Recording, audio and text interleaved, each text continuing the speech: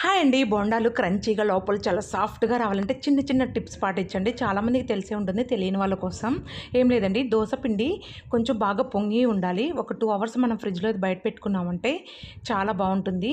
ఎందుకంటే ఆయిల్ పీల్చకుండా ఉంటాయన్నమాట.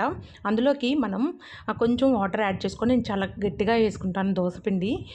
కొంచెం వాటర్ యాడ్ చేసుకొని ముందుగా తరిగిన ఆనియన్స్, పచ్చిమిర్చి ఇవన్నీ కలుపుకొని ముందుగా ఆయిల్ హీట్ చేసుకోవాలండి. బాగా హీట్ అయిన తర్వాత బోండాలు వేసుకోవాలి. అప్పుడు బాగా ఎర్రగా కాలిన తర్వాత మనం తీసేసుకోవడమే. చాలా చాలా చాలా క్రంచీగా వస్తాయి. ఇందులోకి పర్ఫెక్ట్‌గా చట్నీ కావాలి అంటే కొబ్బరి కారము అండ్ కొబ్బరి చట్నీ ఉంటుందండి.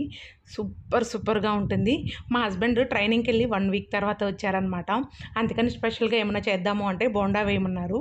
అందుకని వేసేసాను. మీ ఇంట్లో ఏదైనా స్పెషల్ అన్నప్పుడు ఏం చేసుకుంటారో కింద కామెంట్ సెక్షన్‌లో కామెంట్ చేయండి. ఇంకేముంది, సబ్స్క్రైబ్ చేయండి, లైక్ చేయండి. Thank you.